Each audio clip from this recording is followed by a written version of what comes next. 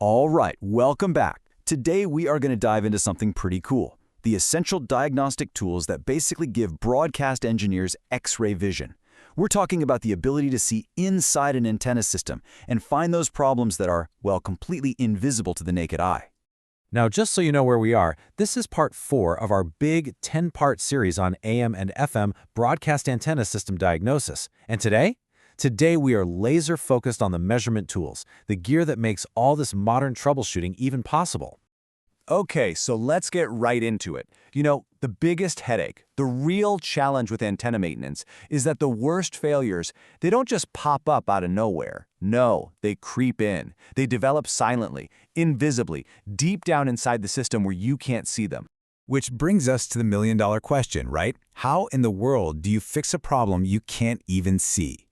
Think about it. We're talking about sneaky stuff, like a little bit of moisture slowly seeping into a cable or some corrosion building up on a connector. You're not going to see that stuff with your own eyes, not until your signal is already taking a nosedive, and yep, the listeners are starting to notice. So that's the problem. But this is where things get interesting, because now we get to talk about the solution. And it comes in the form of a whole suite of specialized measurement tools. This is what gives engineers that X-ray vision we mentioned, the power to literally peer into the electrical health of their lines and antennas. And here's the most important part. These modern instruments, they give you actual hard data. Numbers. We're talking about moving way beyond just speculating or, expensive trial and error. This is about making precise, targeted repairs. It's literally the difference between just guessing and actually knowing what's wrong.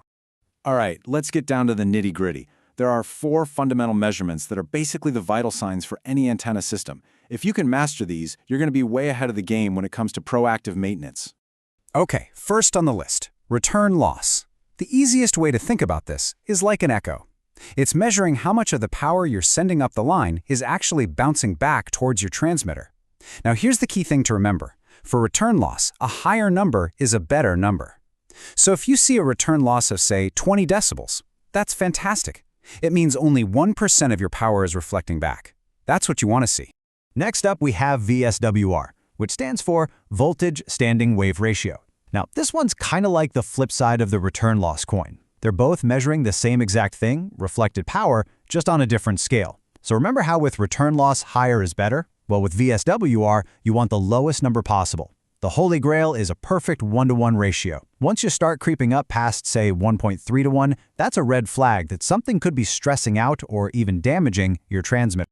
Then, of course, there's cable loss. Look, no cable is ever going to be perfect. You're always going to lose a tiny bit of signal power on its journey from the transmitter up to the antenna. That's just physics. The really important thing here is to measure that loss and then compare it to what the manufacturer said it should be when it was brand new. If you see that gap growing over time, that's a dead giveaway that something's degrading, probably from moisture or just old age.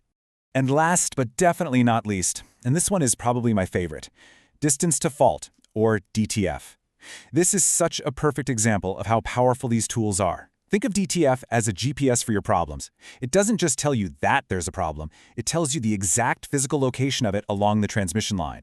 It turns what used to be a huge, frustrating guessing game into a precise, surgical strike.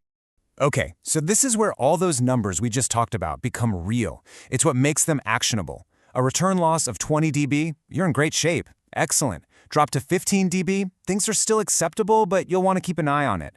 But once you dip down to 10 dB, whoa, now you're reflecting a full 10% of your power right back at your transmitter. That's a problem that needs investigating.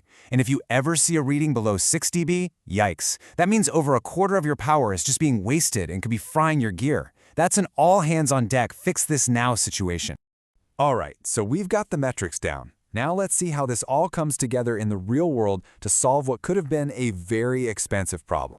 So the magic behind this incredible precision is a technology called frequency domain reflectometry, or FDR for short. And this was a huge leap forward. Why? Because it tests the system using the station's actual operating frequencies. That is so critical. It lets you find these really subtle problems that might only show up under real-world, high-power conditions. Okay, so check out this story. Here's the symptom. An FM station notices their antenna current has dropped by 15% over about 6 months. So for the diagnosis, an engineer comes in and performs an FDR measurement. And the discovery? Boom, a not-so-great return loss of 12 dB. And the DTF function nails the problem down to a spot exactly 247 feet up the line. So the solution is simple. The techs go directly to that spot, find a nasty corroded connector, they replace it, and just like that, the station is back to full power. I mean, think about it. Without that DTF reading, they might have had to replace the entire cable. We're talking maybe 10 times the cost. And all of this really brings us to a super important shift in mindset. These incredible tools, they're not just for fixing things when they break. No, their real power is in preventing those failures from ever happening in the first place. You know, the core idea here is actually pretty simple, but it is so powerful.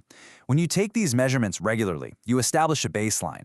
You create this detailed picture of your system when it's perfectly healthy. And it's that historical data, that trend, that lets you spot that slow, gradual degradation way before it ever turns into a full-blown off-air emergency. And believe me, the benefits of being proactive like this are they're massive. You get to prevent those awful, catastrophic off-air emergencies. You get to schedule your maintenance when it's convenient for you, not at 2 in the morning on a holiday weekend. And most importantly, you catch problems before they ever impact a single listener. All while you're building this amazing historical record of your system's health. So you see, this isn't an expense. It's honestly one of the smartest investments a station could possibly make. So let's just end with a question for you to think about. When it comes to the single most critical link in your entire broadcast chain, are you just relying on guesswork? Are you just kind of hoping for the best? Or are you using the tools of precision to make your system's health less of a guess and more of a guarantee?